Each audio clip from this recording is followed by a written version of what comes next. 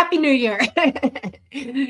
Welcome to the Light Gate. We're coming to you live from the beautiful city of New Orleans in Louisiana at the United Public Radio Network at 107.7 FM and the UFO Paranormal Radio Network at 105.3 FM on the Gulf Coast.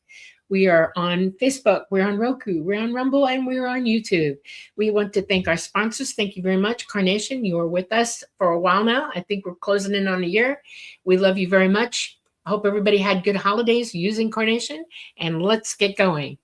Preston, we have one of my favorite people on the show tonight. It's her first time with us, and I'm very excited because I have more in common with her than I realized when I first started hearing from her and talking to her.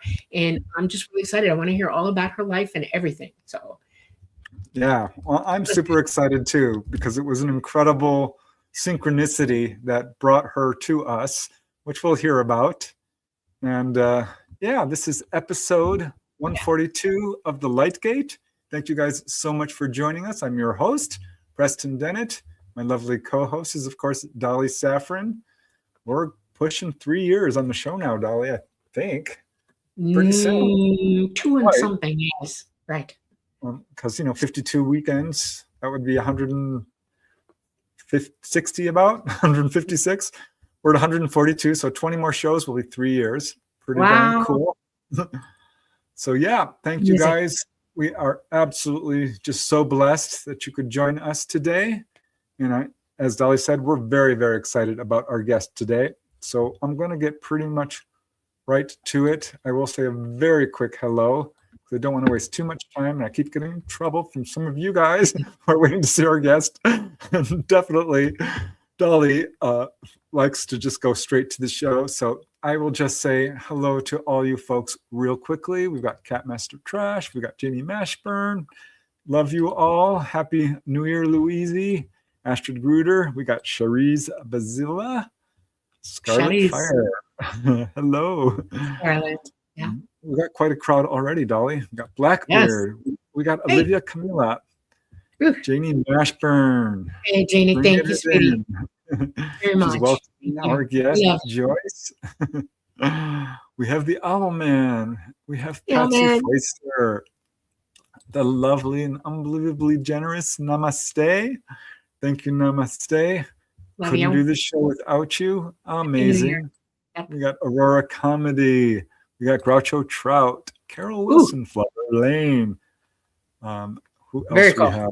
Little Dove, John Lanigan, and Droneworks. And Droneworks, yeah, cool. Hi. Barely got that one out. We got Miss Mary. We've got quite a few people here tonight. Scooter Hooter, Marla McMichaels. Thank you for joining us. But yeah, better get to the show. So excited. I mean, our guest is amazing. She's such a delight.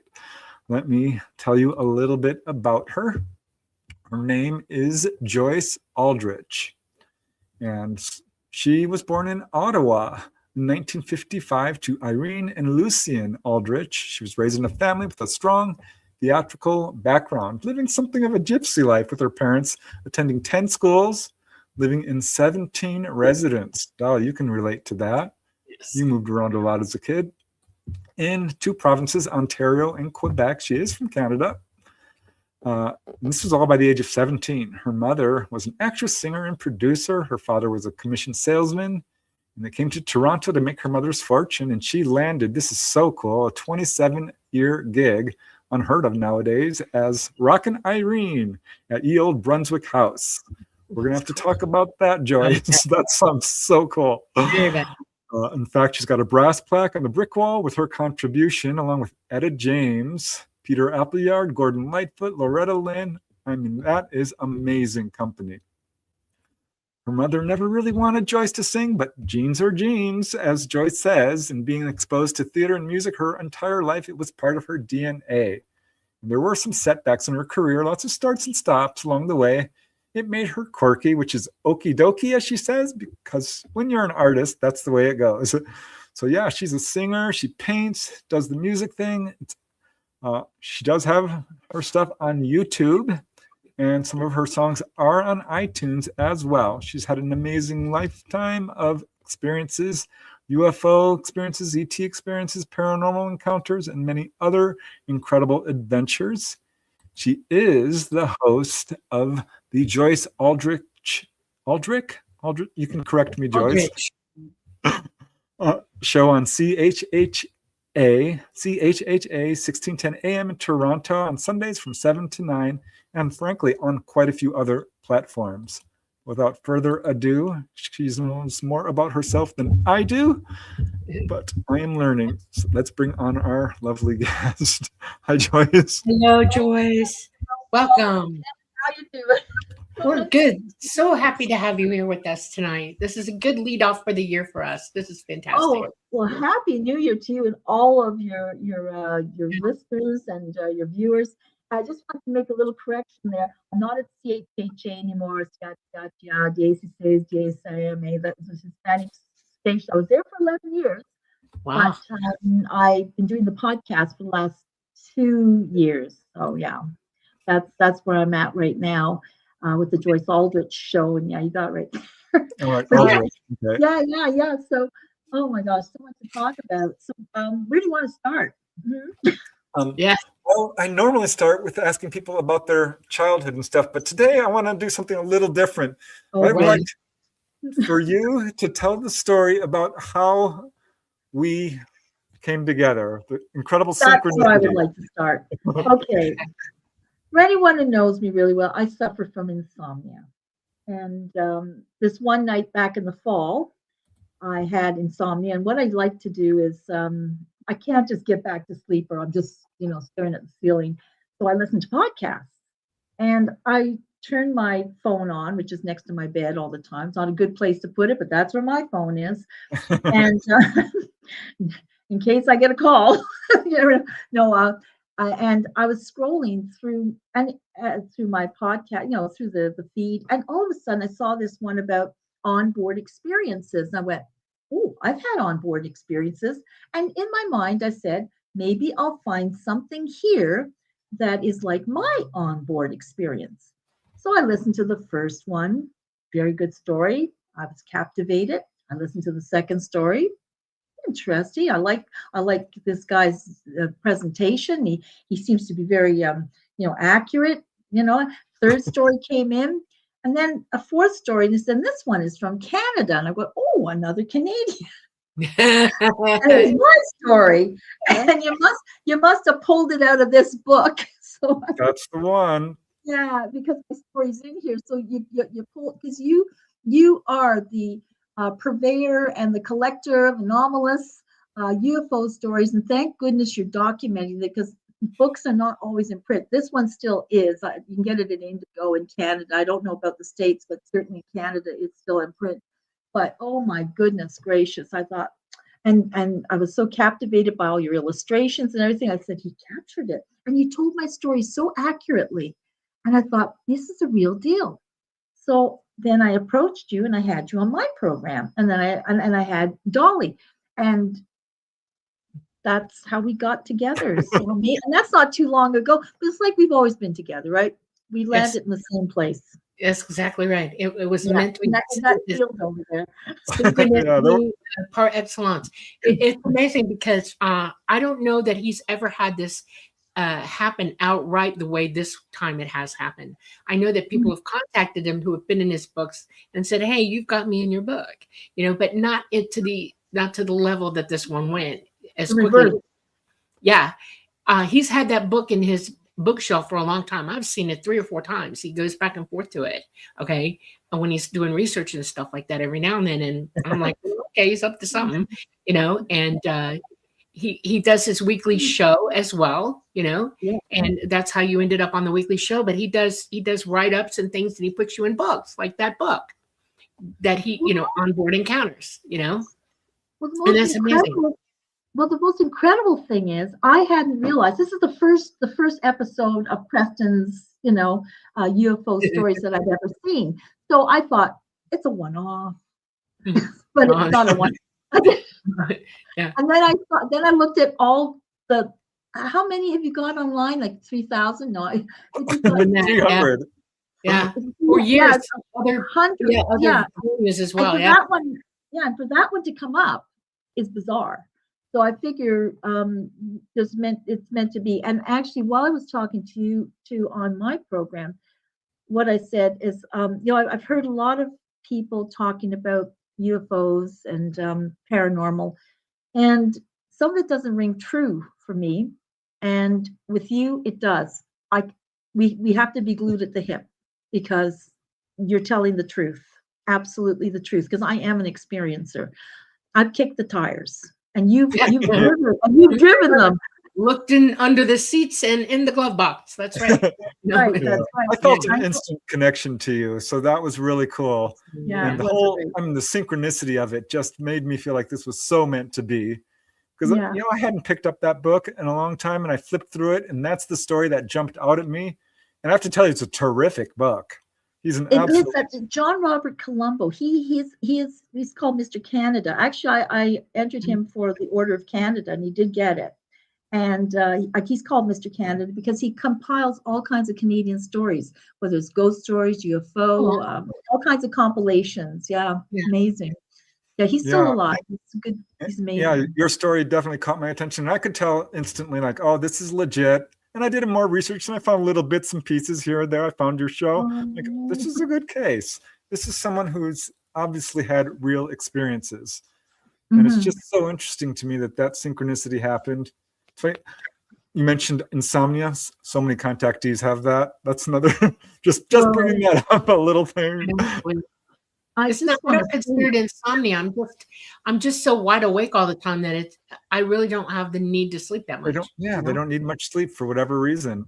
Yeah, I know it's really weird. Like I have broken sleep. I try to get back to sleep, and I do sometimes for a couple of hours after. But yeah, it isn't easy. It isn't. So insomnia. Yeah. Well, yeah. I was afraid for a long time to walk past mirrors. Really? Why is that? Okay. Yeah, I always felt like something's going to take me because my first experience that I remember was they came through a window. So I think reflection in the mirror, in the window. Yeah. Well, I guess let's start with that. Going back to your early childhood, was the subject of UFOs. Did this ever come up before you had your experience, or was this completely like out of the blue for you? Well, I think what happens for a lot of people who've experienced this experience is that they have a dream that they remember. It's like a vivid dream. Children don't remember dreams. Like, well, do you know what I mean? If you're 6 years old, do you remember your dreams? But I remember this dream, and it followed me throughout my life. And one day, and so one day Betty Stewart Dagenet, she's in this book as well with Rendezvous. I'll tell you that story after. Oh my gosh. Anyway, she was doing a symposium in Toronto, in Bradford, Ontario, where I was living at the time, and I was working for the local newspaper, and I was going to interview her for her symposium, and we got talking. I said, "Well, I have had a dream," and we realized that it was an experience. So the experience was, because I did go through a hypnotic regression. Let's start with the dream. What did you dream? Well, that's what I'm going to tell you. The dream itself, the actual dream was, I'm lying in bed. We're living right in front of the Rockcliffe Air Base in Ottawa. Okay, so we're on Manor Park there, Eastern Drive. Eastern Drive is where we lived, and it's all row houses, like three, like triplexes. It's an Ottawa kind of style of building. We don't have them in Toronto.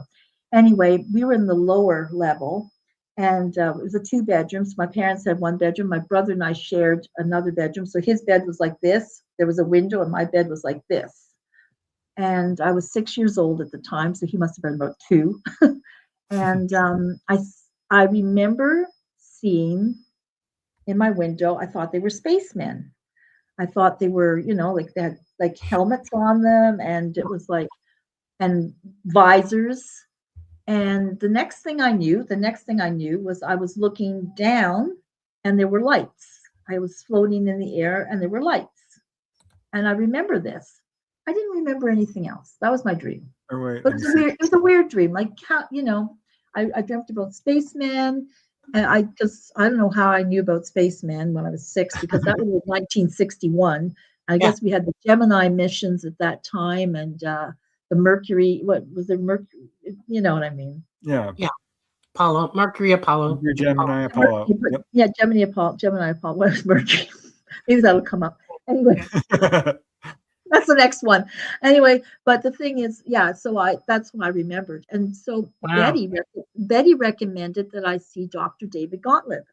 Now, he was a GP psychotherapist here in Toronto, and not a charlatan, he was a real GP psychotherapist. Yeah. And he was involved with the Intruders Foundation in New York with Bud Hopkins. And, Bud Hopkins, of course, wrote Intruders, right? And he decided that I should have this. She decided I should go for a regression. So I went for a regression, and of course back then people say, "Oh, get it recorded, get it taped, and everything," So I sort of sheepishly asked Dr. Gottlieb, "Can we have this taped?" He said, "Why would you want tape? First of all, he's a doctor. He's a GP psychotherapist. He's a medical doctor. To ask that is really dumb." And he said, "Here, my job for you is to integrate the experience into your life so that you can, go out with normalcy, because it does cause a little bit of PTSD, because we don't walk the planet like a lot of other people, if you know what I mean." It's a journey for, I think, pretty much everybody. It is a journey, whether they fess up, whether they tell people about it, or whether they hold it inside. And so many people are holding it inside. But I decided to come out of the closet because it's like a rape victim. I'm going to put it that way. Sometimes you have to talk about it so other people don't feel like they're alone. Not that it's like being raped. It was not a bad experience for me. So anyway, we did the regression, did a couple of them. And what happened was, okay, they're at my window. And instead of the big helmets and visors, it was the large heads and the large eyes. And then they came through my window. And then they just do that. Yeah, there. Oh, yes. These are remarkable, by the way, what you did. And I had a little bit more red in my hair at that time. Anyway, but that's very lovely. No, so they came through my window, and then they picked me up in their arms, and we went up through the ceiling. Now, realizing that we're in the basement unit, and then there's a second floor and a third unit. So we went right up through the ceiling. And when I looked down, yes, that's right, in a beam of light. And I'm looking down, and I see others in there also looking in other windows. Oh, wow. It wasn't just mine, there were others.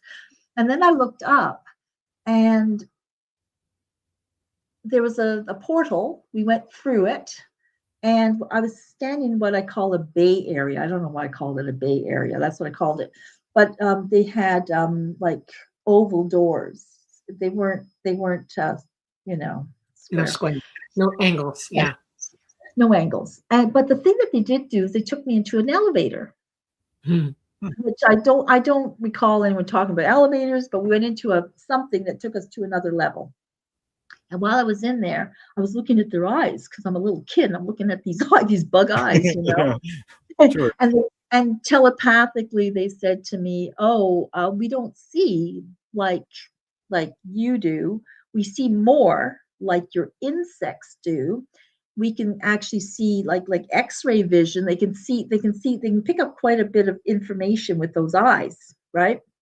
So anyway, they brought me into another room. They had the gurneys, they put me on a table, and then they started to, it's playful. They had a little cloth and they put it on my eyes, took it off, put it on my eyes, took it off. I don't know, to see the reaction in my eyes, I guess. I don't know. I'm 6 years old. What do I know? So, and then the next thing they did, they put these 2 tubes up to my eyes, and I would call them, because like a cathode tube. Yes, thank you. You did such great illustrations. I feel like I'm doing it all over again. That they put these tubes, because I was a dental assistant, so I knew it. I remembered. Oh yeah, they look like cathode tubes, like X-ray. And Wow. yeah, and they were feeding, they said, information into my eyes. And I thought, well, why? Well, of course, the eyes are an extension of the brain, really, like when you're feeding, you pull all this information in with your eyes. So it just made sense, but didn't to me at that time. Then I started to say it hurt my head. So they stopped, put me on a little bench, and then I guess I went home. Right.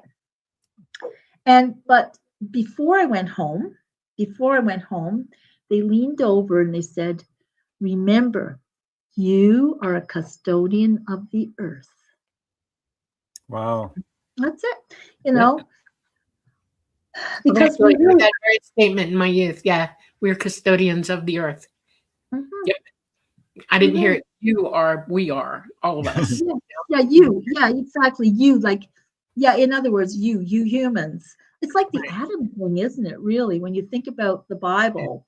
And that's exactly what God basically told them. Name the animals, take care of the earth, all that kind of stuff. And it kind of, it's kind of biblical. So it's you got to Yeah. wonder about all that stuff too, It So- drove me to go into ecology and science and things like that. I had to understand everything about it after that. I became obsessed. So, Yeah. okay, go ahead. Well, wait, that leads me to my next question. So you're 6 years old, you have this experience, you remember it pretty much as a dream, but it's extraordinary to me because looking at contactees, they have some real honest to God commonalities. The number of contactees who are artists or who are interested in astronomy or music or the creative arts, so to speak, but they'll have an encounter at a young age and it kind of changes their life path a little bit. I'm wondering, did you start thinking differently at that age? Did you start getting interested in anything? Did this affect you in any way that you're aware of? Well, I guess I was born into an artistic family to begin with, but I love to sing. From the time I guess my first cry, I always loved to sing. That was my thing. And I remember in grade 2, Mrs. Bryson keeping me back at recess because she wanted to, we had these reel-to-reels back then, and she recorded me singing Me and My Teddy Bear. And I remember also when we go on these Greyhound bus trips with my grandparents, I'd be singing in the bus and everybody say, oh, she has such a sweet voice and everything. So I always loved to do that. Painting, well, I love to paint, but I still paint like I did when I was 6 years old. I do. Ask anyone who's seen my paintings, but I do paint. But we had the newsprint with the tempera. Everyone else was doing little trees. I was just smacking it on. But I love color. What can I tell you? I designed this thing behind here, but that's Beautiful. Very cool. Yeah. that's the Bradford triangle. Yeah. How were you in school at other things like okay, so I know you went to a lot of different schools, which makes that difficult in a learning situation. Did your parents back you up at home with homework and stuff like that? I mean, did they help you with that, or you were basically on your own with it? I was on my own for most of the stuff, because my mother was busy making a career for herself in the entertainment business. And unfortunately, when I was 2, we had a head-on car crash. We were it was terrible. And my dad was driving like this to make me feel like, woo, look at this, Joyce. I was 2 years old sitting in the front seat. My mother was sitting in the back, who just dropped off some lady. And we were in a Vauxhall, which is not a very big car. And so my dad saw another car coming at us, and this guy was drunk. And my dad saw the car coming, and he stopped, and he opened the door and he threw me out because there were no seatbelts at that time. So I got thrown on my right side. So I got the scar, the lump. I got different little injuries. And my mom, though, who was at that time, she was 22 years old, and she had a beautiful contract with Crawley Films, National Film Board, and a modeling contract. She looked like Ava Gardner. She was a beautiful woman. But after that accident, she got cuts on her face, and which healed, thank God, but she had to walk with a cane for a year. So she ended up losing those contracts. So it was very difficult at home because she was desperate to get her career off. So she did anything she could to, she was a producer, singer, so she did lots of stuff. Anyway, there. Yeah. Have I answered the question? I don't think You did eloquently, actually. That's amazing. How many experiences do you remember as a small child? I mean, for how long? What age range did you go up into? I mean, what was that like? Well, that's a good question because I did meet with Bud Hopkins, and that would be the Jerry Springer story. But I did meet with Bud Hopkins in Chicago, and we went to a museum of art at that time, and he was walking around, and he said that prior to that 6-year-old experience, he said, for sure you had other experiences. And he had told Dr. Gottlieb that my experience was identical to another woman in Germany, you know, Oh, wow. which gave them credence and everything. But yeah, I don't remember those at all, but I do remember when I was a little girl, about 3, sitting in a cupboard playing with an imaginary friend. And I called her Mary. And Wow. Yeah. anytime anything would happen, my mom would say, "What happened?" I'd say, "Mary did it. Mary did it. It was Mary. It wasn't me. It was Mary." I was convinced it was Mary, but I used to sit in the cupboard and talk to Mary. And I don't remember Mary, but I know it was someone I used to sit and talk to. Yeah, mine's name was Cuba. Cuba. Cuba. Oh, did you do the same thing? Yeah, she was like an extra dimensional being who had lived on this earth and had elevated to that realm, you know, just beyond ours, you know, next dimension over. And she was working with me, and which means you had somebody working with you too. And it's intentional on their parts, okay? Especially with ET, they'll get somebody to work with you as you're going up to send you in a certain direction, you know, encourage you to do this, that, and the other. And it's usually at those very young ages. And mine started at the age of 2 and went all the way to the age of 6, almost 7. And her name is Cuba. And my mother, they all like, well, okay, whatever. And I was in my room one day and I had the door shut and I was playing tea party with Cuba and my stuffed animals and a doll. Yeah. And my mom heard me ask Cuba a question and then she heard Cuba answer me. And she didn't even with her hand. She burst through the door. Where is this person? And of course she didn't see, you know, Cuba left. And she said, do you see this person physically? I mean, I got drilled after that. Did you see her physically? Because I didn't see mine physically. I just know I talked to her. Yeah, I could see her physically for some reason. I could. My daughter could too. She saw the same one. She called her Sabadi Cuba for whatever reason. When I heard her say that, I was like, huh? And Say that again. Generational for people who don't know. Yeah, it's generational. Yeah. Yeah. So do you have any children? I do. I have a boy and Did a they ever girl. talk about an imaginary friend? No, but I don't like to go into too much because they're like, you don't talk about our stuff. Like, you know, it's Okay. like, you know, we're Yeah. in kind of denial of some things, but in a way, because I know my son recently asked, he finally said, well, you know, we're not the only ones. There've got to be other, you know, people on other planets. I said, yes. Yes, it's very true and interdimensionally. Yes, thank you. But yeah, he had he came down one night. Oh, I'll tell the story because what the hell? Sorry, what the heck? Sorry. It was a small swear word. That's all right. We can say how.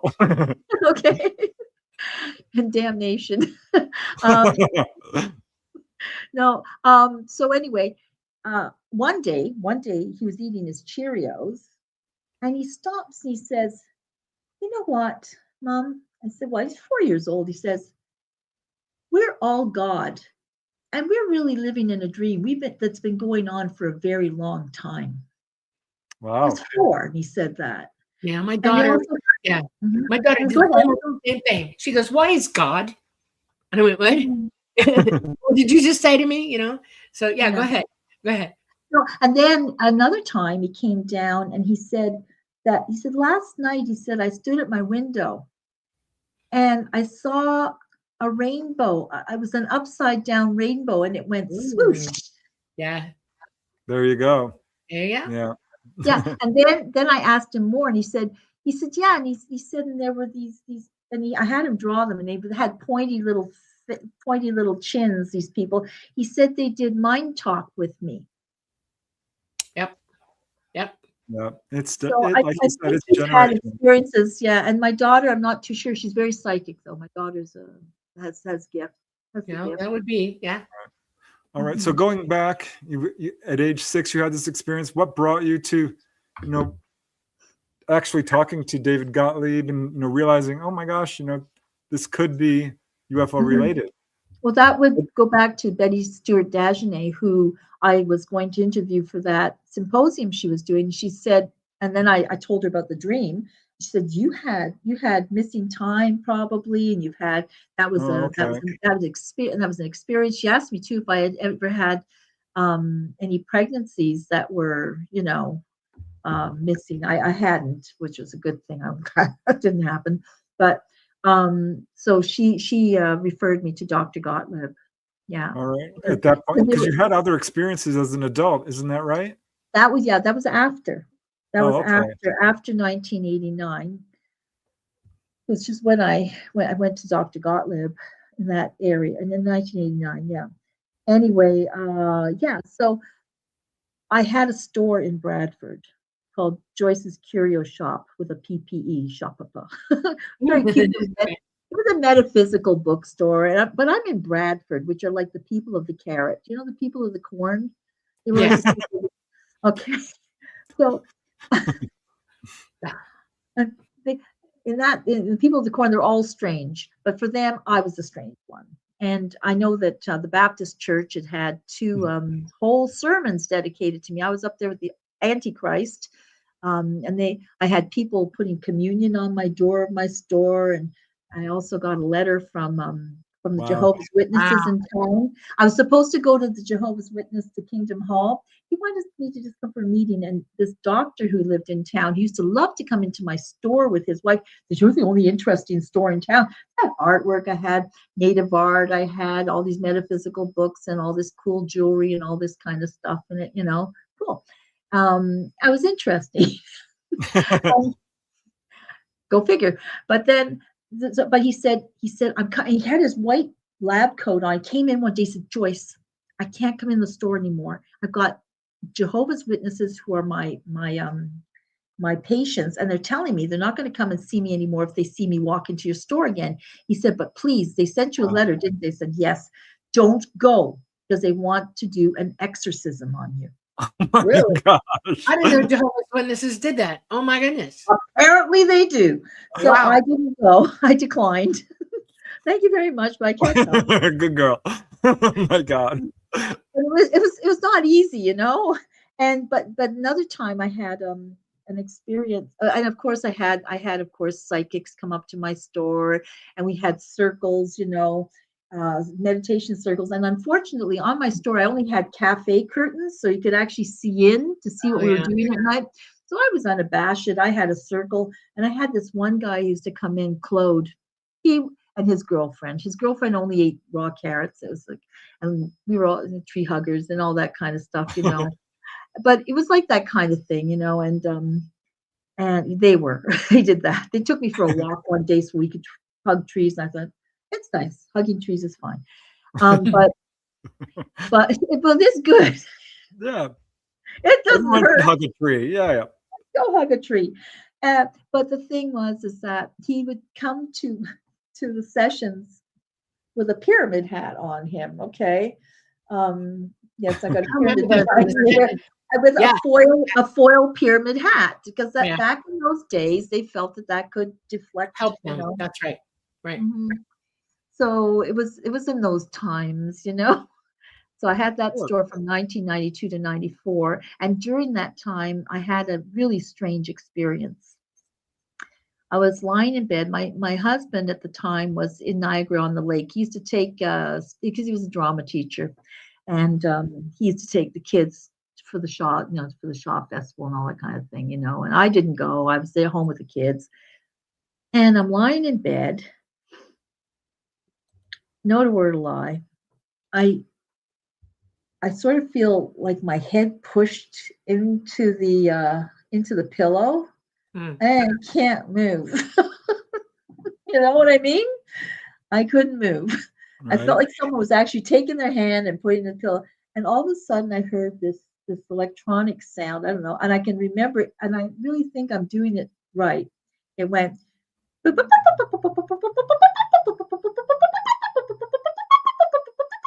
like this escalating sound.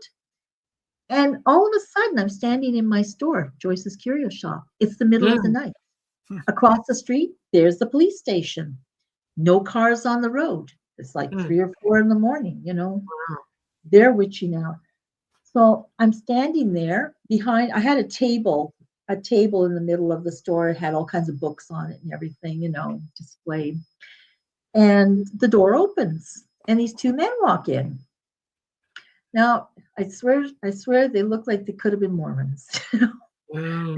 They had like white shirts and black pants, which is very strange. They didn't have any name tags, so that was my key that they weren't cute, that they weren't Mormons, but they were very good looking, tall, you know, 6 something, and I looked cute. I said, and they looked at me and I said, "Why am I here?" was my question. And they said, "You are here to communicate with the people of the planet Earth." Now this sounds nuts, I know. But I said, "But I am from the planet Earth." And then all of a sudden I hear, "No," in this big booming voice, "No." And all of a sudden I hear again. And they dropped me about 3 feet or 2 feet. Let me not exaggerate. Maybe it was a foot. But they dropped me from this and I bounced on my bed, on my stomach. I called Betty right away because it's 5:30 in the morning. Okay, I called her, "Betty, I think I have an experience." I told her what happened. You know, it was that was another experience. So can you explain some of that to me, Dolly? Well, I do have a question real quick. Oh. So when you see these 2 guys, did they look alike at all, or were they look different from each other? They looked a lot alike. They looked like they could have been twins, but not twins. You know, they had really nice dark hair and handsome features. How tall? Not that tall, you know. They weren't the super tall people. They were like 6'1", 6'2". Like they were like, you know, tall. I'm tall, so I was at that time I was like almost 5'10". You were contacted by the military-industrial complex, MILAB. That was a MILAB. And I'm curious as to why they put it to you that way, the way they did. They like to encourage people sometimes, which I find phantasmagorical at times, because they're looking for people though to know that, you know. Yeah, they're looking for people who are psychic that they can use in certain ways. Okay, yeah, and you're looking for people who are not completely 100% aware yet. All right, you're on your way to it, but you're not 100% there yet. Okay, and they will contact you at that point to see how much they can work with you or use you to their purposes. Okay, I have a feeling that it didn't go well for them with you, because something about you did not jive, because it would have been multiple times after that you would have been contacted by them, and you weren't. There was one other time when I was 43. Okay, yeah, they were trying to get where you were. It might have been them. That it might, when I think about it, I had a dream. I had a dream. Dream about them, baby. No, it was a weird dream. I'm outside of an aircraft hangar. Yeah. I see a Harrier jet on top of another vehicle, because you know those jump jets. They you know, they can. But it was on top of a vehicle, like looked like an emergency vehicle, but it wasn't. It was some kind of vehicle, but it was on top of this. And I know I need to get into this aircraft hangar. So I'm looking at this thing, and there are stairs up the side, you know, like to a door on the top, which would be the second level. I went out, like banged the door, this metal door. I couldn't get to anything. Then I went around to the front, and the front of it was open. It was open. Why didn't I go to the front? Stupid. So anyway, so I go to the front, and I see, you know, about 3 or 4 guys dressed in suits. I know this sounds like the Men in Black, but I can't help but say they were dressed in suits, and they had attaché cases and briefcases. And I went up to them. I said, "I tried to get in here and I couldn't get in." They said, "Well, you're here now." And there were all kinds of cartons piled up against one of the walls and everything. And they said, okay, we need you to go back there to speak to them. And them would have been the ETs, I guess, and I turned to them and I they're said, looking for ways. but what I said to them, which may have been put them off, I said, you don't look like the other ones. And they said, yes, but we're walking on the planet. So it's either was that those guys that you talked about, or it could have been they are what they said, we're walking on the planet. Right. There are three agendas with the military and industrial complex with female psychics. Okay, one of them is that if they can control you, they can get you to communicate to ET for them. Okay, and they're looking to use you in certain ways for their. Oh my gosh, that's why I had to go back and talk to them. Okay, that just put it together. Oh, Dolly, I love you, and I'm upset. And it's okay. I've been contacted that way too. I've had them overtly following me for quite some time. Okay, they've overtly done things to like try to get me to walk into their camp. And no, one time I had it in 2019. It was really bad. Okay, Yeah. and this group of guys was just constantly surveilling me all the time. Okay, and because they're openly aggressive with me about it, and I baked a whole tray of cookies. I got little juice boxes, and I went out there and I kicked on the window, and he's staring at me like this, like, and he rolled the window down, and I said, "Look, I made these, and I ate one, okay?"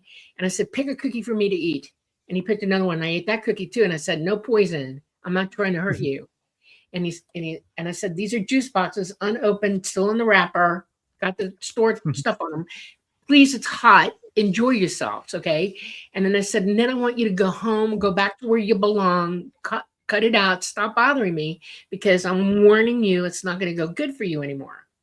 Okay, well, that didn't deter them at all. It got worse, okay, where they actually tried to make a nab on me, and that got thwarted, okay? The government wants to back engineer UFOs to the point that they can fly them out of our atmosphere. They do not have the technology. They want you to think they do, and they're going to push that agenda highly. A lot of people believe that it's true, but it's not. And they're looking for female flyers. Because you are one, but you will not be used. No. The reason female flyers is more good for them is females have our biology makes us a better able to learn how that bloody ship works. Okay, we have a better chance of working with the ship. Because it's intuitive. Yes, well, it's even that. I'm just wide open psychic, and I can interface with it. I have fought them my whole life and told them no. Okay, and I used all to worry. Contactees are being watched. Yeah, pretty much all of them are being surveilled. This is a subject the government, our secret governments, take very, very seriously. Right, and if you've been contacted, they know it. Yeah, they know. They watch everything. There's a neural net over the entire planet. You realize that, right? They've been watching everybody. They've been set up. I mean, it's really bad now, but 50 years ago, they still had a way. Yeah, they had technology already. It just hadn't come into the fore for everybody. And hey, and it's amazing how that works. And they're just looking for people they can use, because ET will not work with them. ET doesn't want anything to do with them. And you understand that they're coming after us for that reason, because they're looking for people that ET makes contact with regularly, and they'll nail you for it. And I've seen people being taken by them, unfortunately, quite a few people. And it's like, that's why I say, wake up, be aware of everything you do, and, make sure that nobody can take that kind of control over you. It's such a shame, because they're targeting contactees, people who have genuine experiences, then start having these experiences with government folks. But I know you had another encounter that you talked about, which was, I forgot the date here, June 29, 1989. Do you remember this one with the mantids in your room? Ooh. Oh yeah, they were tall, skinny teens. They were like the real tall ones, right? Is that what you're talking about? Yeah.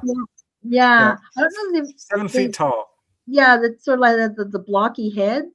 Yeah. Yeah. No, I turned around. I woke up and I saw these shadows. I thought I was just seeing things, but it really wasn't. They were this really, really, really super tall. I didn't even know how they could stand. They were so skinny and tall. Yep. With, I don't know if they didn't have square heads, but they seemed top heavy. They were. You know? Yeah. They are. Yeah. It's crazy, isn't it? What did they do? Skinny and top heavy, like a blockhead. Yeah. I can't explain it. What did they do? Nothing. They was staring at me, and I just got freaked out. And they left. That's the one where you went under hypnosis and you were taken into a sort of boomerang-shaped craft, a light ship. Oh yeah. Oh, I'm just trying. Yeah. That. Just trying to think of boomerang-shaped craft. Yes, I'm gonna have to go look at my story again. It's true. Yeah. No. Yeah, because there's They were telling you it was a light ship. Yeah, it was a light ship. That's right, and it's photon power. It's a light ship, and yeah, they told me that they use photon power. Like Right. it's light. Light. All photons are light. You know, Yeah. they have three components, and every proton has three little nodes in it that can make electricity. They actually emit light. All photons emit light, and Yes. if you harness the power of a photon through like electricity, you know, they create an electrical wave that becomes a graviton wave, and it's light technology. It's all light technology. That's how they operate. You know, so they were trying to explain it to you. That's cool. Yeah, They're telling you the truth. Yeah. because they said they're not our space program the way it is. It's like it's baby. It's Right. not. Stone Age. Yep. It's very Stone Bam, Age. bam, and pebbles flying around. Yeah. Yeah, it's Stone Age, and that they travel on light. Yep. And Yeah. Well, They I found your story, and you talk about how they told you that humans are largely stuck in the third dimension. yeah, and that it was, and that we don't really die. You know, we don't die. We don't die. We just go from Montreal to Toronto. You know, yeah. That's exactly it. It's a transition. We don't die. We're very much alive. You know, and our whole being. Like obviously, the physical isn't here, but we're not dead. Right. Exactly. Consciousness itself, your light itself. You are. Yes, exactly it. Yeah, become light. That's why people, you know, they talk about light beings and you're a light worker and all that kind of stuff. Well, that's nothing special, by the way. Right. That's everybody. Everybody has that ability. That's right. That's not just, oh, I'm a light worker. You know. Okay, so is everybody. So is everybody. Exactly. Everyone's got a special mission here on the planet. Right. And you know, and that's the way it is, you know. Right. We're supposed to help each other with it. You know, we're supposed to be sharing this information freely, you know. We're not trying to take one another for granted or, you know, make money off each other this way. This is something that is absolutely given between all of us, you know. The more we learn and do, the more we should be helping to do as well, you know. And, I agree. Well, you know what kind of, well, what I found difficult, especially with the new age stuff, okay? Yeah. It troubles me, you know, because people are trying to make green energy, if you know what I mean. You know, they want to make money doing this. It's a divine gift. Whatever you're given, it's a divine gift. Okay, yes, you got to make money. You got to have a job. You got to do something to bring in parnas, as we call it in Jewish. You know, actually, you only need three things. You need a place to sleep, food to eat, and a roof over your head. Okay, that's all you need. Everything else is fluff. Okay, and it doesn't matter what that is. See what I'm saying? Yeah, it shouldn't be. We're following the wrong gods. Okay, the gods of commerce are not the right ones. The gods of money are not the right ones. The gods of envy are not the right ones. The gods of ego are not the right ones. Okay, it's like this, you know. It's like, okay, I'll give you the example. I got interested in ecology and stuff like that. Okay, they were telling me, I was shown that animals were going to be a thing with me, and I became obsessed and learned everything that I possibly could. Okay, and one of the things that I learned, and this is just basic stuff, is that this planet that we're on is an ecosystem with micro ecosystems all through it, and we are in niches here that sustain our lives and give us a place to grow and evolve and become more than we are. Okay. That doesn't mean forget the ecosystem that we're living in and not take care of it. It means to enjoy it, and have join to it, ground to it, and use it to grow and thrive and live and evolve. Okay. But now we're living in ivory towers that are glass and steel, and we have lost connection to one another through that as well. It might as well be the Tower of Babel in every city there is. Okay, because there's no real communication going on between everyone. There's a lot of babbling, that's for sure. Yeah. And that's true. I know.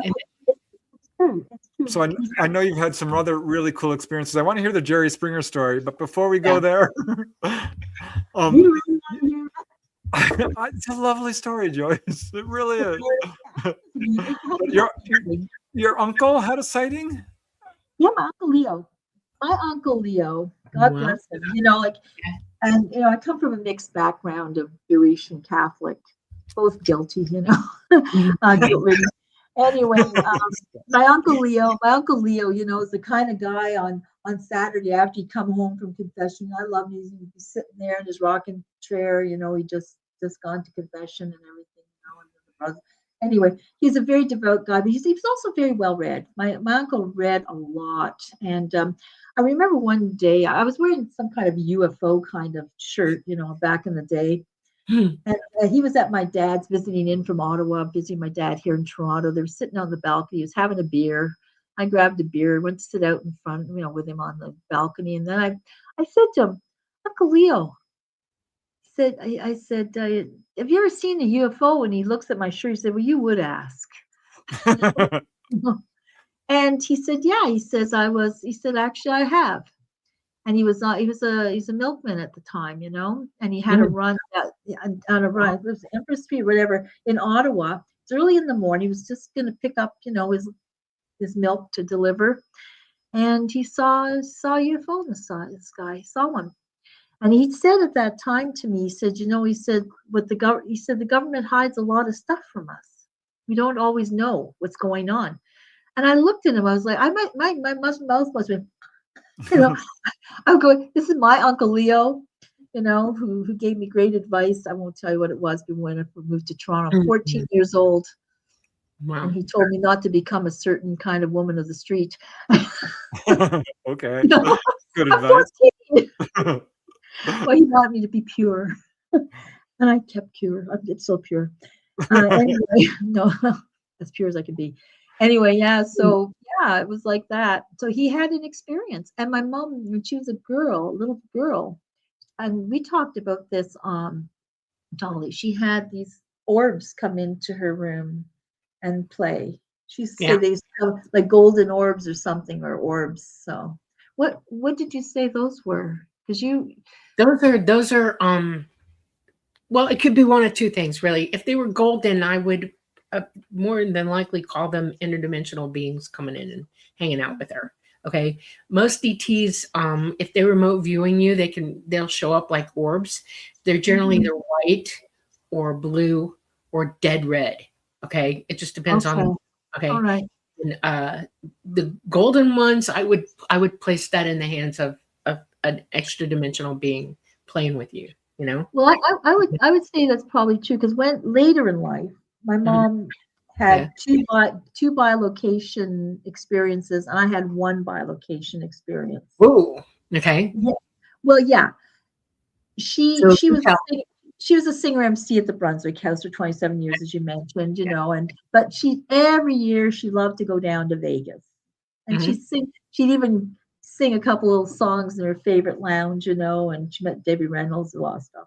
Anyway, she'd go down there, but she loved the desert. She'd go into the desert. That's where she loved into the desert down in Nevada, right? I wonder why. Anyway, twitch. But anyway, this one time she had someone subbing for her at the Brunswick House because someone had to sing. And this woman was there, and she sees my mother, who's supposed to be in Las Vegas, coming into the back of the Brunswick House. and then just going in, and she's saying, Irene, Irene. And my mother just goes into the bathroom and never comes out. And she wasn't there. She was in Vegas at the time. And another time, my mother was a great list maker. I'm a list maker. I list things.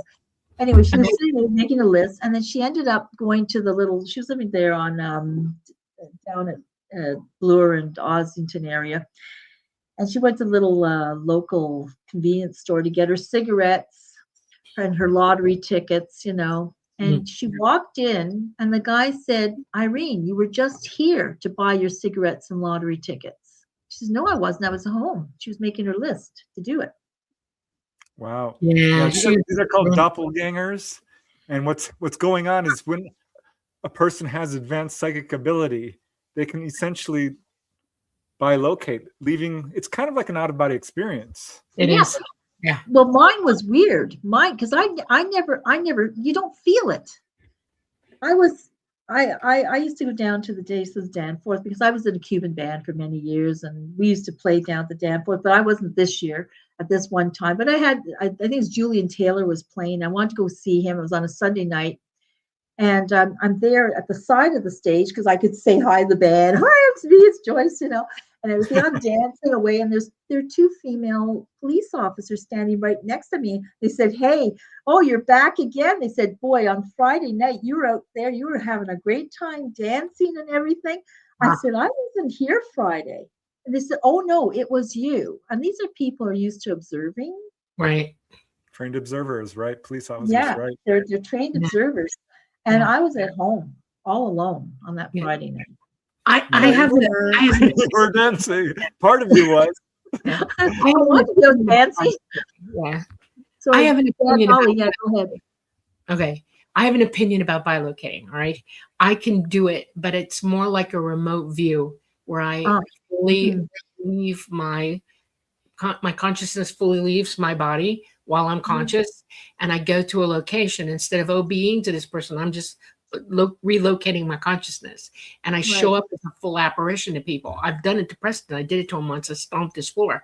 That's how I'm able to make a physical, like I can affect things physically when I do that. When I'm OBEing, I can't touch anything or do anything. I'm like a ghost. But when I remote my consciousness out, I take my, Preston likes to call it ethereal body with me, okay? Because that is my consciousness, and I can affect things like shut doors, open doors. I can stomp the ground. I can move objects, things like that. Some people are very good at it. Yeah. Padre Pio, he's I was very going to say Padre Pio, and also, who's that guru who was doing it too? There's a guru, but this is the exact evidence that shows that we do not die. Right. Because to be able to leave the physical like that, and we're still ourselves and doing stuff, right? Exactly. Yeah. There's a book on doppelgangers, and they studied all these cases, and in a number of these cases where people were seen somewhere else at that time, they were thinking about going there or thinking about that subject. Right. Exactly. So probably lying in bed thinking, "Oh, I'd love to go dancing," and you actually did. I was probably thinking about Sunday. Yeah. So there was a case where a lady was like, "Oh, I'm late for my class. I have to go get to my class," and she's trying to get there, and she walks in, and all the kids go crazy because they had just seen her walk out of the room, and here she is coming in the other door. So it was a classic case of a quote doppelganger. Exactly. Yeah, that. Yeah, and you hear, oh, your doppelganger, but it's far deeper than someone who just looks like you who's somewhere else. It's actually you. It's the ability, that particular ability is actually what helps me fly craft. If I couldn't do that, I'd never be able to fly craft because I'm remoting out my consciousness to be with the consciousness of the craft, and so I begin to see through the craft side through. It's a natural psychic ability. Padre Pio could do it to where he completely manifested and could talk to people, and absolutely they thought he was physical, and he was. Yeah, he's a good Catholic too. Look at that, you see? Yeah, same. There are many pathways into the truth. There are. Okay, now you told me another story, and I lost my mind when I heard it. because I've written this book, Human Levitation. Oh, yes. All kinds of people. Everyone thinks, oh, it's only monks and yogis who do this. I'm like, well, no, kids have done it. Housewives, businessmen. It's all across the world. It's in every culture. It's been verified in a laboratory setting. This is a natural human talent. And you told me about your mother, and I'm like, oh my God. I wonder why I had a difficult relationship with my mother. I think she was a hard act to follow. Yeah, I identify with that. You're holding up. Don't worry. It ain't easy. So anyway, I'm about maybe 8 years old or 9, as we just moved into Sunnycrest Drive, 34 Sunnycrest Drive in Ottawa. So my brother is 4 years younger than me. So do the math. Wow. My mother calls us into our living room where we have our Danish blue couch and our beautiful Danish coffee table, our Danish side end tables with the African heads on it. You know, everyone had that back there, and the RCA stereo. There we were.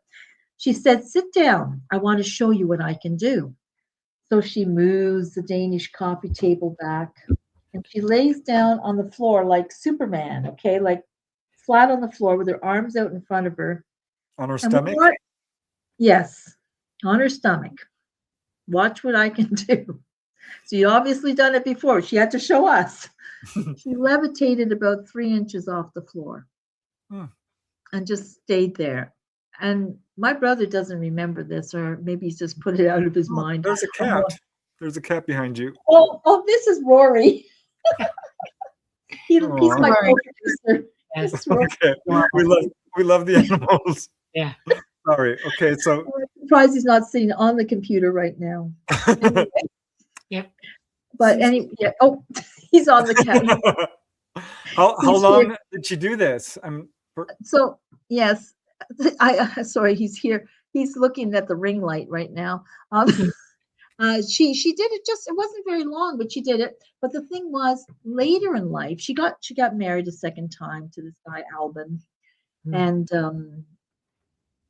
sorry, he's checking out the ring lights. He's over here now, and he's my co-producer.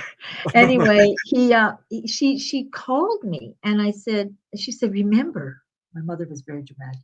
Remember, she said, when I levitated in front of you when you were kids. I'm going like, oh, that was real. Because, that also seemed like a dream to me, like you put it out of your head, but it was real. I said, that was real. Yes, it was real. She said, I did it again when Al left for work today. I was lying in bed, and I levitated in the bed. That's interesting. That's real interesting.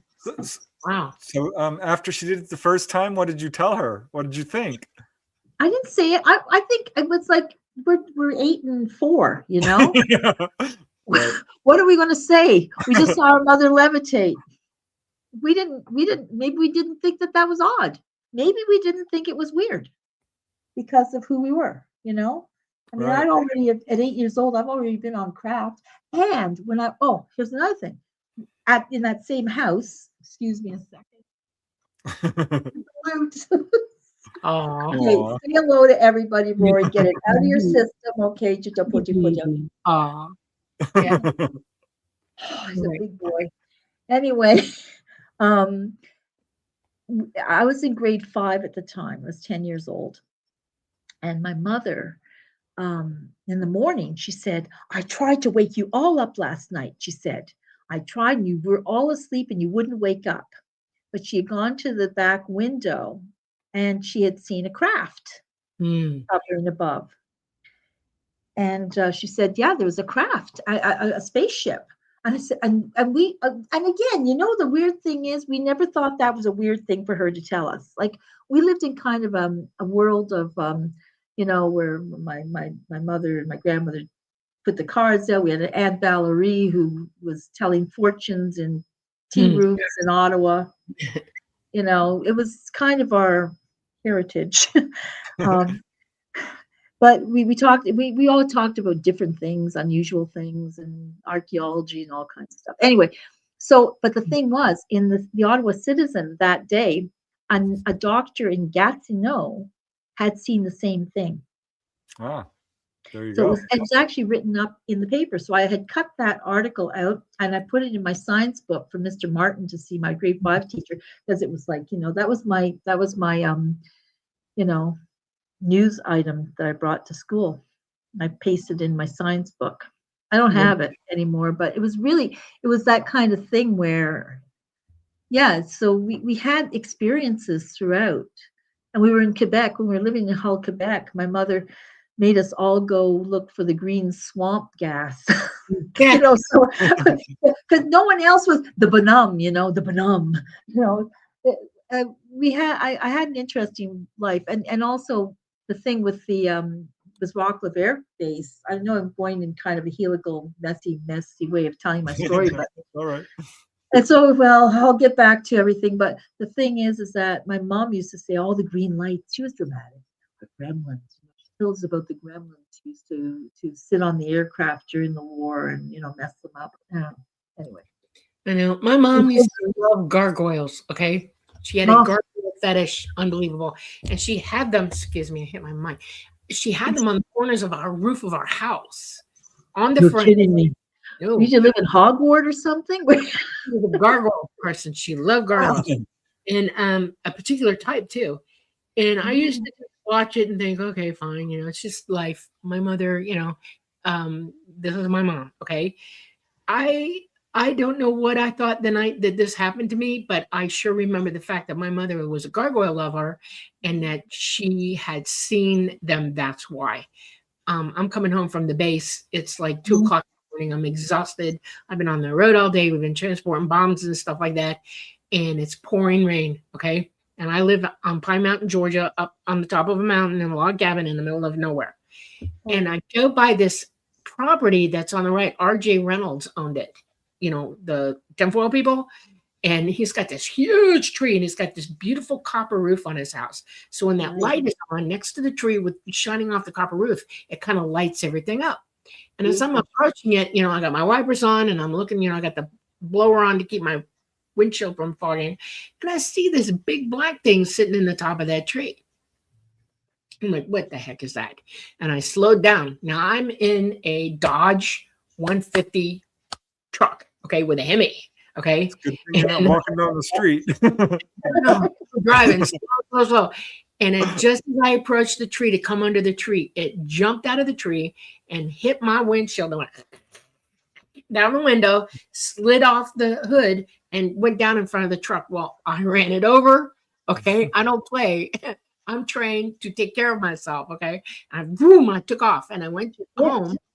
Got out of my day stuff, got my jammies on, and sat wildlife beware.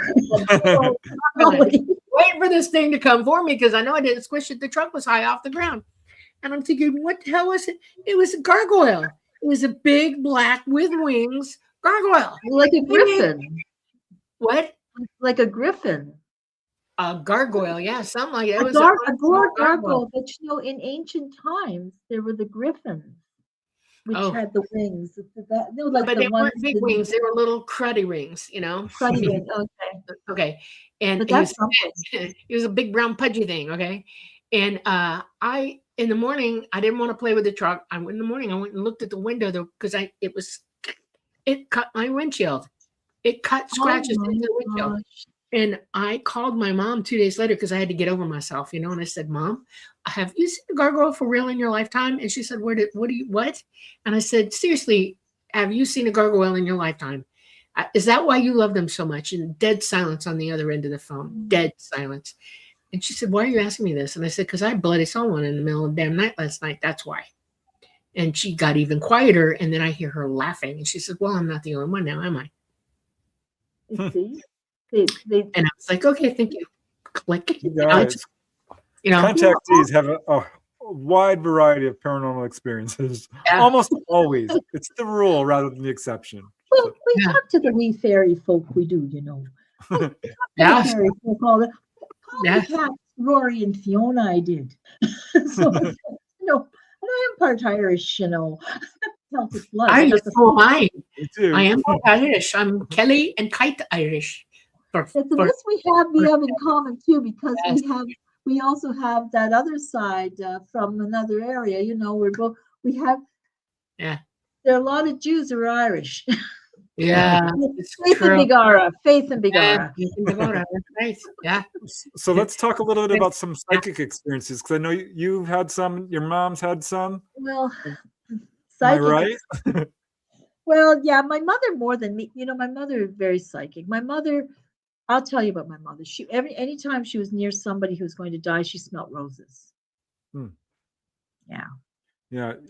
So you didn't ever want her to smell roses around you. Yeah, that kind of thing. It was just, it's kind of a general thing, you know, like it's almost like it's part of our lives. And my mother, I hated it when she used to say this, you know, she'd say, well, you know, we go back to Romania and there were gypsies who came from Romania. She was always, I have to do this. I'm sorry to mock you, Mom, but you know, you're obviously coming through me here. So she said, they came to Ireland. They came to Ireland. And then we came to Canada, of course, you know. The McCormicks. So it's Wow. my grandfather. I'm actually related to Vlad the Impaler. No kidding. He's a relative of mine. Yep. So you also go back to Romania? Yeah, and they did go to Ireland. Yeah. I know. Are we related, Dolly? Do you think we should have our DNA done together? I already had mine. I don't know. Did you do yours? I had my DNA done. I haven't seen you come up in my my ancestry yet.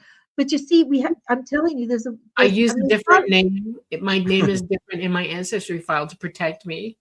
So you may have seen me. We'll talk after the show about that. Well, no wonder you're seeing gargoyles. So your mom also had a premonition about 9/11? My mother came to me. It wasn't that much far. It was like several months before 9/11. My mother said to me, I had the strangest dream. And I said, what? She said, well, I saw these buildings and I saw these birds going into the buildings and the buildings coming down. It was a very simple dream, but when 9/11 happened, we knew what that was. You know, it was the planes going into. Yeah. And she also. I wish I should have. I don't know why I don't have this in front of me. She had some predictions about economic collapse in the world. She saw a world economic collapse. Well, you sent us some notes, so. There they are. That I said. Oh, you happen to have them. Good for you. Yeah, which is cool because, you know, this is documentation. Yeah, I did send them to you because I found these after she died. You know, in her papers, in her paperwork. Yeah. Yeah, I have the same thing. I actually see things that are going to happen. I can't hear it, but I can see it in full living color. Okay, and it overtakes me when it happens, and I get a full scale in it that I see it and I know what it is, and I keep it to myself. I don't tell anybody what they are. I've only told one or two other people in my life, and it was like cousins. You know, I haven't even told Preston. It's not pretty. It's so upsetting, and I have the issue of trying to stay hopeful while I'm doing all this stuff, you know, to be positive about it as I can. But there are days where I know what's coming. I've seen it. I know, and it's annoying as heck because I don't feel like there's nothing we could. Okay, let me use my English better than that. I don't feel like there is anything that we have the ability to stop at this point.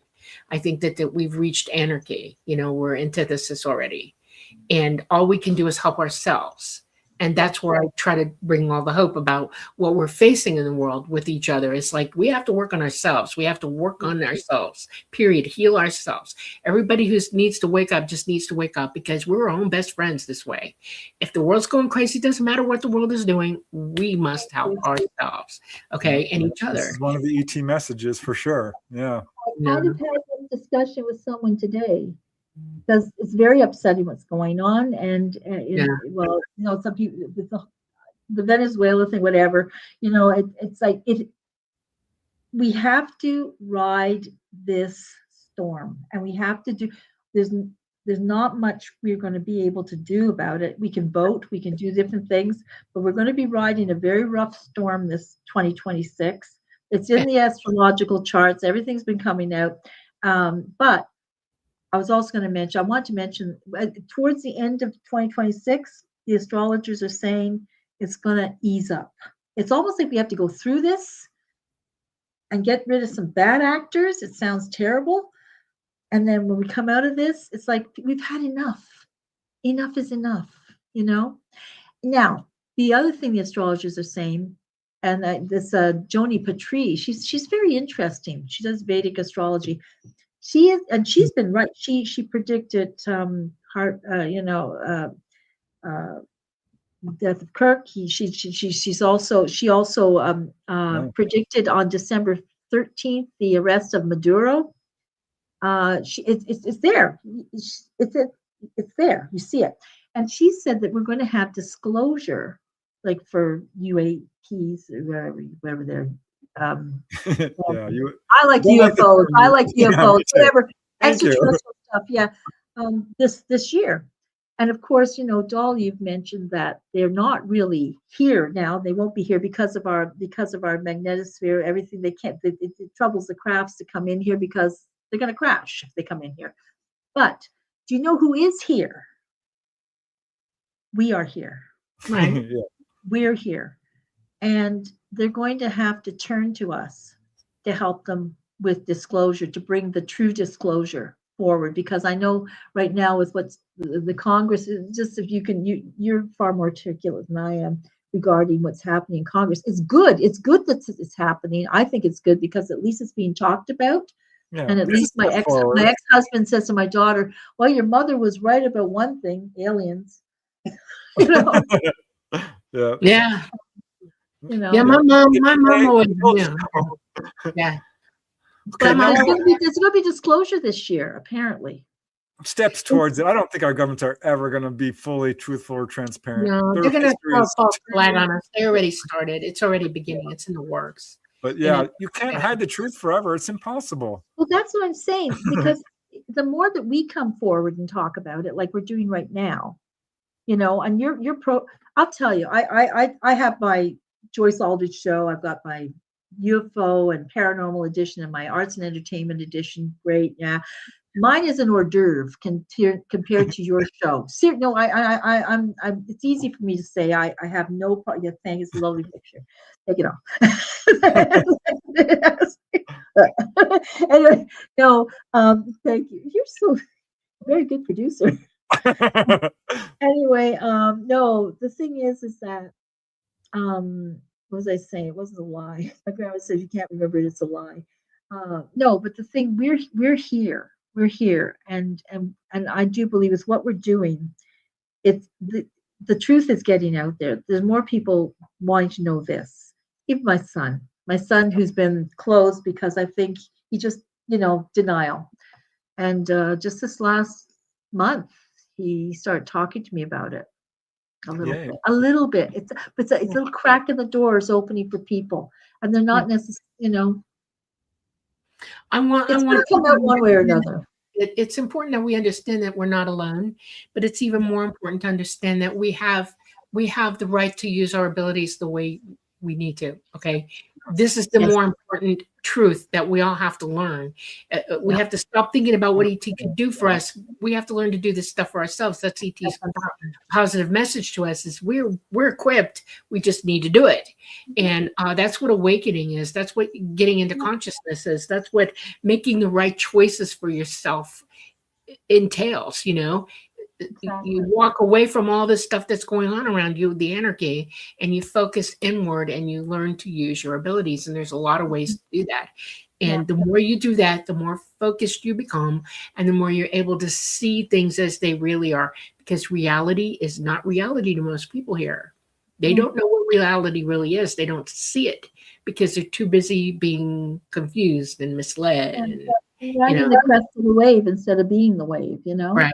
And it's important that we wake up. That's what I mean when I say wake up. We need to understand it isn't a horror show, not by the least little bit, because we still have a beautiful place to live. We still have beautiful people to be with.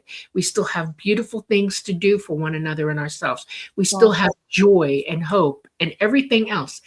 Our lives are finite here, and when you wake up, you realize that it's very finite. You're not going to live forever, and there's no machine that's going to take over and live for you at all. It doesn't matter how short or long your time here is. Just knowing that you have a time, you should jump into it and enjoy it every day, every second, and do for yourself what you need to be doing, and make the right choices in that regard. And I hope people. It's one part of our soul journey. That's the thing. We are souls having a physical, like this particular physical journey.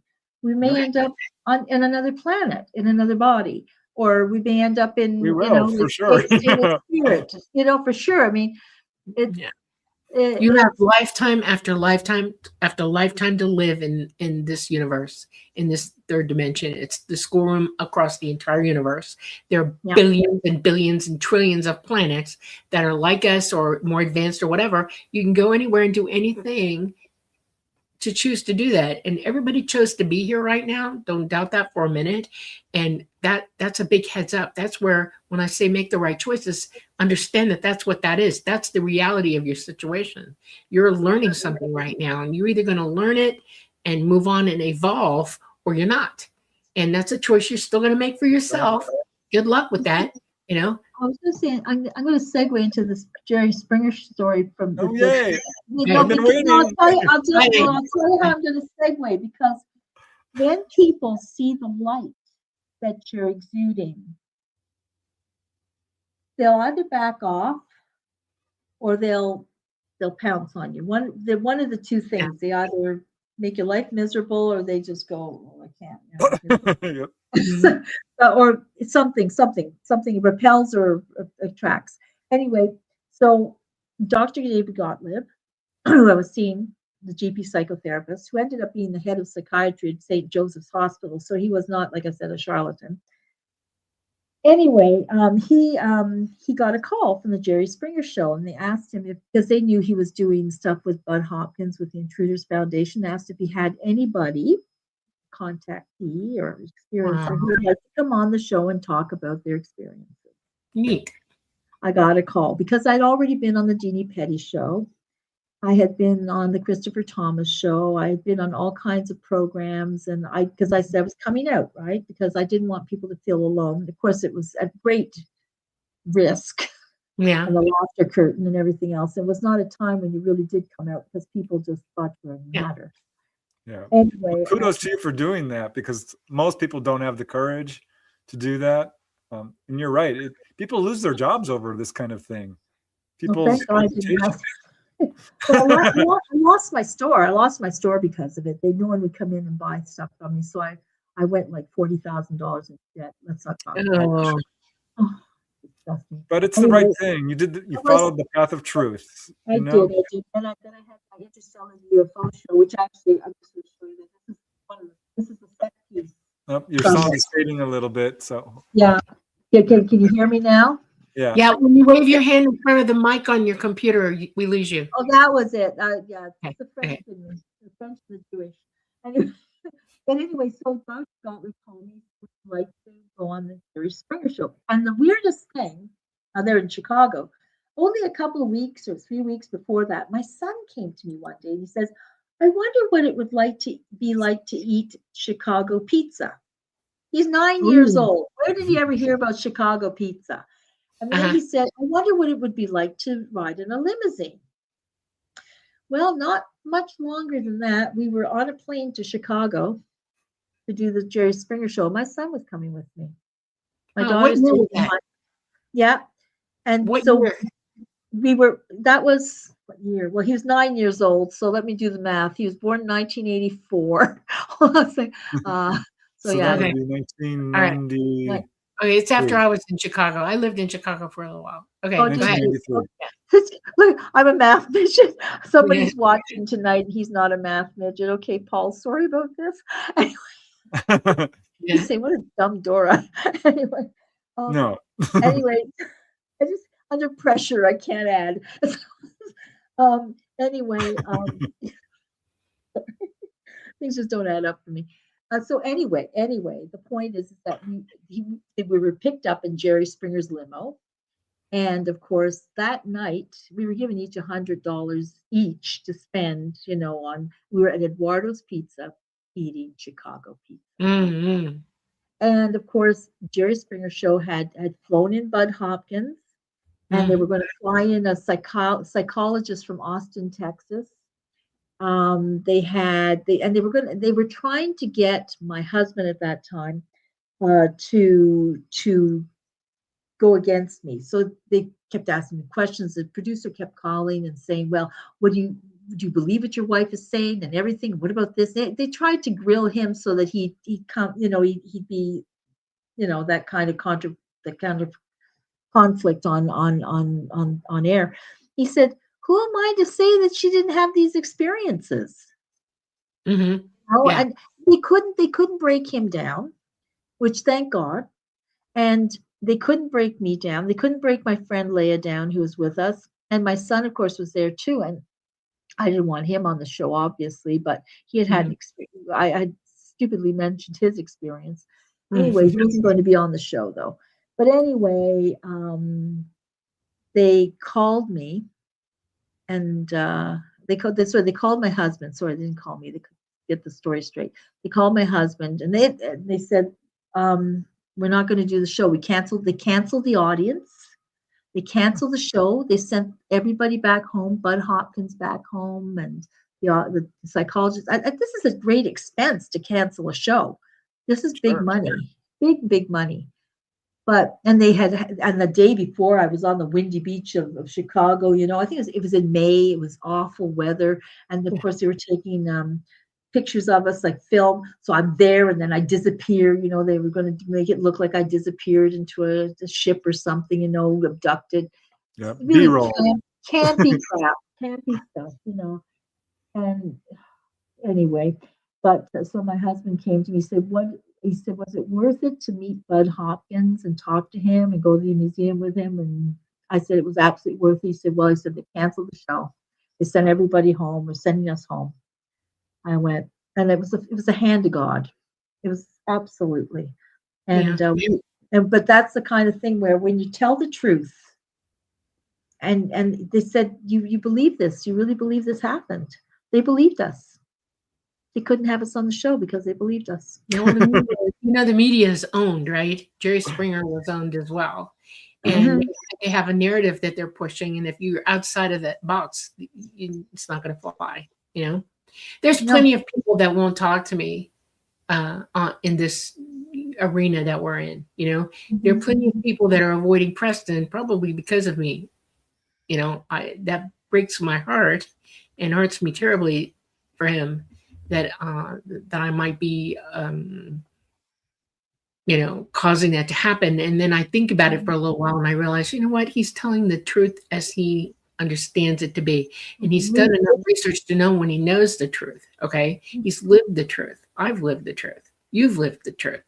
And everybody else can just take a hike at this point. That's how I feel about it. You're going to be a moron if you're not going to listen and open your mind up and at least do your own homework into whether it's true or not, and then not worry about who's paying you or, I could get graphic here and I'm not.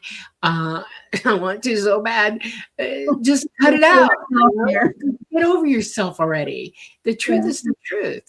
And it's more, in my mind, the truth is more enticing and entertaining than all the do that they put out there, the do. Yeah. Well, I like what Scarlet Fire wrote in chat. The truth is like a lion. You don't have to defend it. Let it loose. It will defend itself. St. Augustine. So thank you, Scarlet Fire. That's a good quote. Thank you. I wanted to touch on Betty. Betty. How do you pronounce her last name? Betty Stewart. She passed away in 1992 cancer. She's in this book. Betty Dejanay? Yeah, Betty Stewart Dagenet, yeah, but she went by Betty Stewart because she didn't want to use the family name because she had an only son who worked actually think down at NASA. Anyway, but the Hmm. thing is that she's in this book, and the only reason she's in this book is because John Robert Colombo and I convinced her to at least give us a partial piece of her book to put in here. She was writing a book. Oh, So all it's right. in here. It's under Rendezvous. It's right after mine. It's in here. It's called Rendezvous.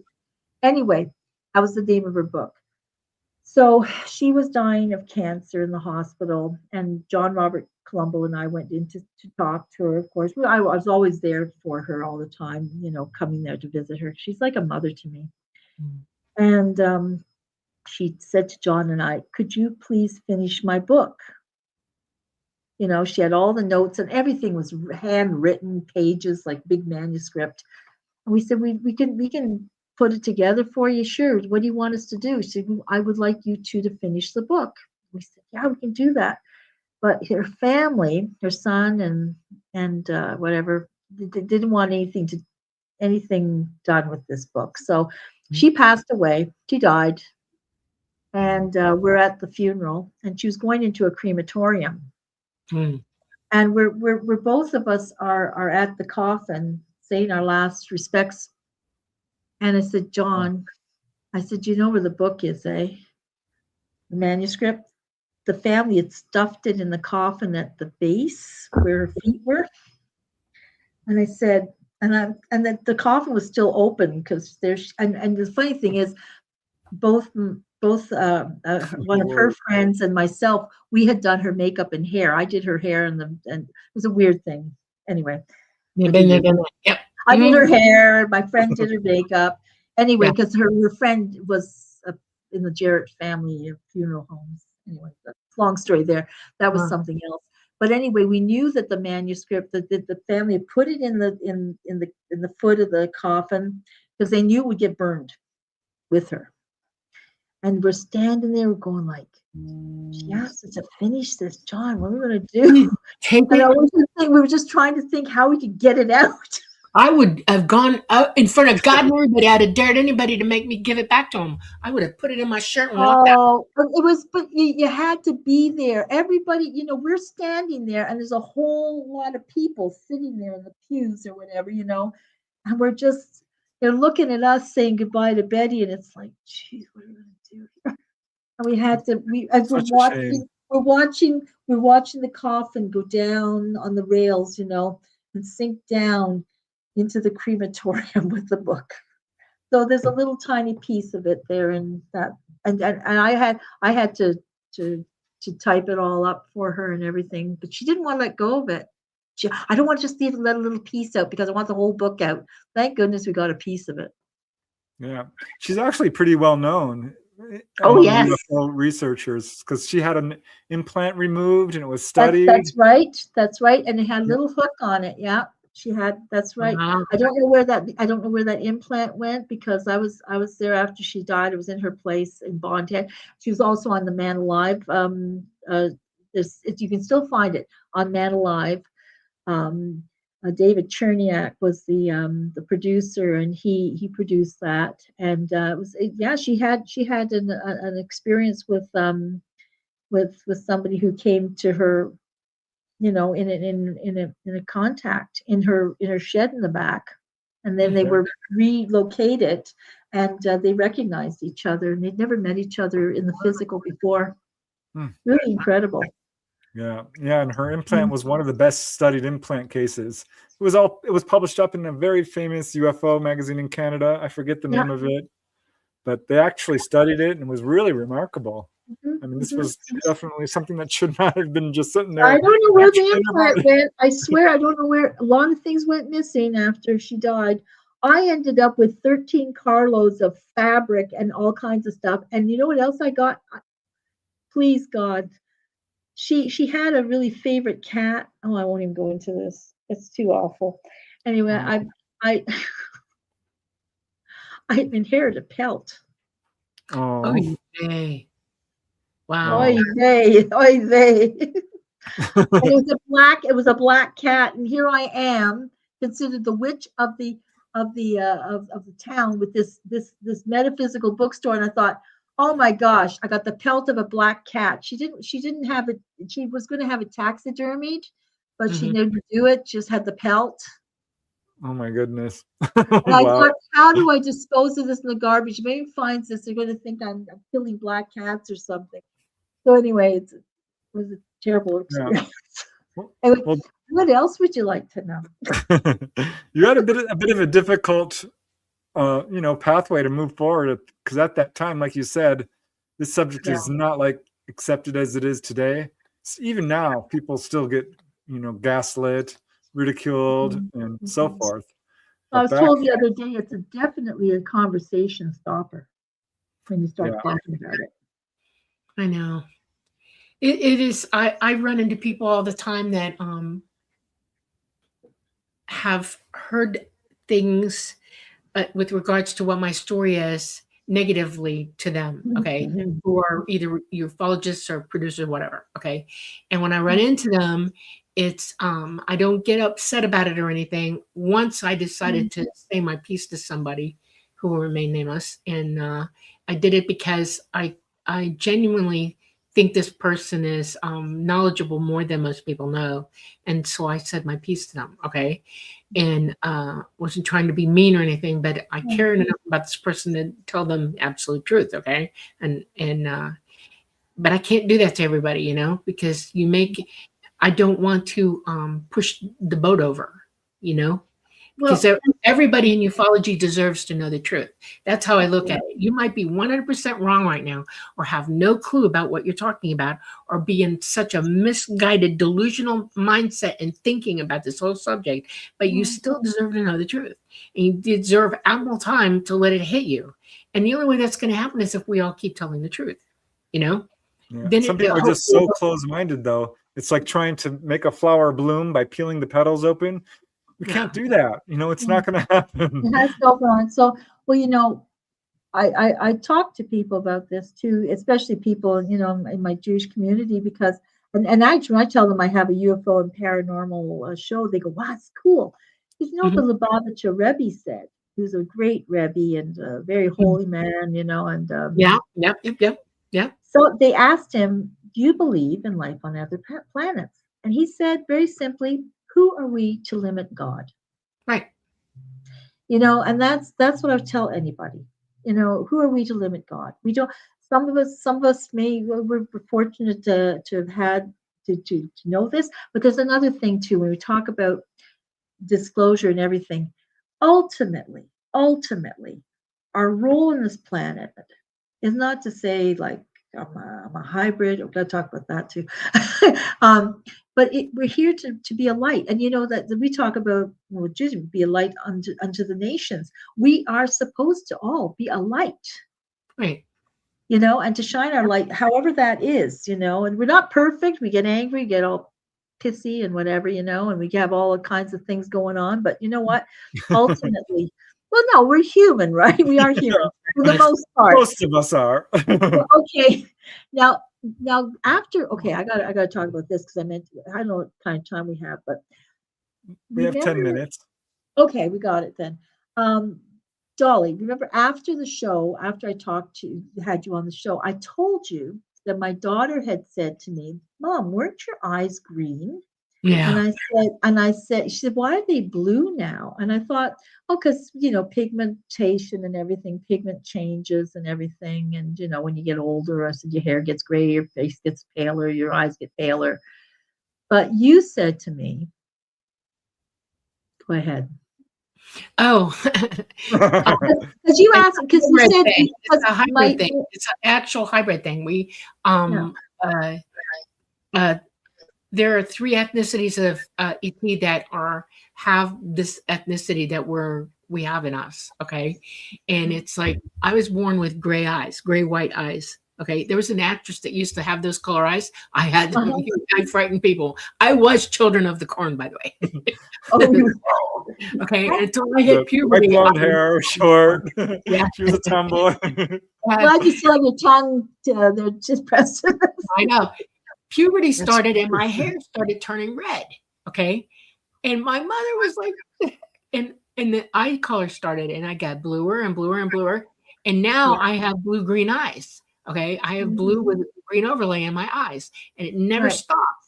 And I asked the ETs, you know, what's up with that? Why am I doing that? Because I have no reasonable explanation for this, because genetically it's not, it should not be happening to me. Okay. Right. Nobody should have this happen. And Mama, my liaison, okay, said point blank, you have my eyes. I went, what? And she said, you know, you're related to me. You have my eyes. And she said, mine have done exactly the same thing. It's a genetic trait from us. And I went, oh, okay, well, that makes sense. It's the hybrid trait. Okay. And a lot of us on this planet who are hybrid have that trait. And we either have white hair, red hair, really auburn hair, and blue eyes, green eyes, or blue-green eyes. And I had auburn hair as a child, but yeah. I don't anymore. I didn't anymore. Well, now you see I had a little bit of red in my hair, but that was when I was in my middle 40s, I started going white like my dad. My dad was redheaded as well. And then it all turned this. That's all I got left. And it's weird. Look at me. Oh, you're beautiful too, Preston. Oh, adorable. You are. I love you guys. I love you guys. We love you too. Well, I miss my hair. I do. I used to have really beautiful hair. You can always get, one of those implants or something. There's an implant you can get. I don't think we would do that. Painful. It looks fine. They say you can't grow hair on steel. That's my other problem. I don't have hair anywhere. I'm not haired like everybody else is here either. I have a very I'm a hairless wonder. I'm a hair. That's awful. A lot of I don't shave. I don't have to shave nothing. Okay. I don't have to either. I've never shaved my legs. My legs have no hair Preston on them. didn't believe me until we started, we moved in and he's like, oh my God, you don't ever shave, do you? I don't even have a razor. It's like, I don't either. Yeah, and I don't either. Oh my gosh. So my eyes are not, you said if I had aging eyes, the green would just go paler. But they turn color. See, they're blue. Yeah. Blue. Yeah. They weren't blue. Kaleidoscope eyes. My daughter has kaleidoscope eyes. Like that. Yep. I mean, it's the way it is. And my daughter and my granddaughter have green eyes. Yeah. Are you photophobic? You know what that means? I'm afraid of having my picture taken. No. Oh, light sensitive. Oh, that photophobic. I go blind and highlight. When I get if the light hits me the wrong way, I get auras. Yeah, you got it. That's photophobic. It causes all kinds of problems. Night driving for me, it's like great. I can see at night really, really, really well. But to have a car coming at me sends me straight to where, because I immediately go, oh my God, it hits my eyes and I go nuts. That's why when I'm with ET and I'm flying, I wear the black lenses over my eyes to protect me. Which is what they do. Yep, exactly. Yep. All right. Let me see. My gosh. Are we coming to the end here? Yeah. Listen, I don't know if anyone asked any questions down there in the chat. I haven't put my glasses on to see. Or if they just gone silent, they're going like, oh no. We didn't get a whole lot of questions. Here's one from Leah Omega. What are the races your guests has come in contact with most frequently? So what type of ETs would you? Well, I guess it was the praying mantis type, the mantis, mostly. Yeah. That's what I remember the most. And they're the kindest, gentlest creatures, let me tell you. And they're very delicate and beautiful the way they're not fully third dimensional beings. They're extra dimensional. They're fourth dimensional. I'm not kidding. And they don't live in the same gravity that we do, and they're older than everything. I mean, they're quite beautiful. I don't know what, and I guess the ones who came through, they weren't praying mantis, but when I got up, the ones who took me in the elevator, they seemed like they were. Maybe they were. It's so hard to. I have a burning question. Were you klutzy as a kid? Oh my God, klutzy now. I thought my name was Careful. That makes sense to me because they don't generally give elevator rides to anybody for any reason whatsoever, unless they're terrified you're going to kill yourself on their stairs. Okay, and I have a funny feeling that they were worried about you. I'm not kidding you, because no elevator materializes for nobody. Everybody walks the ramp or the stairs, and to take you up that way, and I wouldn't call it the Which elevator. they have the ability to do. 'Cause they What can- is it? What is that? Was it? They- It wasn't. they have a I lift. went into a room and and then it was dark. And They use it to transport stuff up between the levels. It's a lift, and they put you in it. It's like I'm racking my brain, like, why would they do that? And then that's why I asked you, are you klutz? They My probably mother, knew it. well, the thing is, well, after I had that accident, the Yeah. head-on crash, I would trip over lines in the sidewalk. I swear. Well, there you go. That And explains it. I still do to this day. I broke my wrist last year. I broken. Oh, it's better now. Okay. Yeah. But you All right, know, well- I'm a total klutz. Well, thanks for Yeah. coming on the show. We're I out of think oh, time. someone said my Indian name is woman who bumps into things. I like that. That's perfect. So before we, have to let you go because we're pretty much out of time, tell us a little bit about, your podcast. Oh yeah, yes, that's the Joyce Aldrich Show. It's on Spotify, YouTube, and Patreon. 2 editions, Arts and Entertainment, which is I feature a lot of great musicians, artists, and then I've got, of course, the UFO and Paranormal edition, where I have wonderful people like you on it, and I've got someone, actually, Michelle Freeze, giving me a guest. She used to be the producer for Coast to Coast, yeah. Yeah. So she's getting me a guest. She just recommended someone today, so they're coming on in a couple of weeks. So yeah. So there you go. Yeah. There you Very have cool. it. And y'all need to check her show out because Joyce sings on the show. I'm not kidding. It's awesome. You need to Oh, check yeah. that out. Yeah. Oh, you're so I love Starlight. that. I know. I wish I was brave Yeah. enough to sing now, but I don't have a voice anymore. I used to sing as well when I was younger. Yes, you did. You tell me Yeah, this. but I had thyroid cancer and took my voice away. So All right, we have to close it down, Dolly. I want to thank you guys very much for watching us today. Thank you, Joyce. It's been amazing. Thank you, you wonderful people who are able to donate. It truly helps us a lot. But Yes, just thank you. namaste. Amazing. Janie Mashburn, you guys are incredible. Heidi Hansen. Let's see who else. Ben from Oz. Sunny Burnett. You guys, just can't thank you enough. But yeah, all of you guys for just joining us on the show. Really, really glad that you could join us today. Absolutely. People and you guys in chat are so kind. Thank you so much for all the wonderful comments. Absolutely. We love you guys a lot. We're going to have a good year together. We got lots of cool things coming. So we're going to. All right, Dolly, I guess it's all right. Okay. time to take us out. You guys are awesome. You got a fantastic show. Thank you. Enjoy. Thank you for having me on. Thank you all for joining us on the Light Gate this Monday night. We're coming to you live from the beautiful city of New Orleans in Louisiana at the United Public Radio Network at 107.7 FM and the UFO Paranormal Radio Network at 105.3 FM, who are on the Gulf Coast. We are on Facebook, we're on Roku, we're on Rumble, and we are on YouTube. I want you all to go live and joy this week. I want you to find your happy. I want you to find yourself. I want you to be conscious. Mwah. We love you. Nang, nang.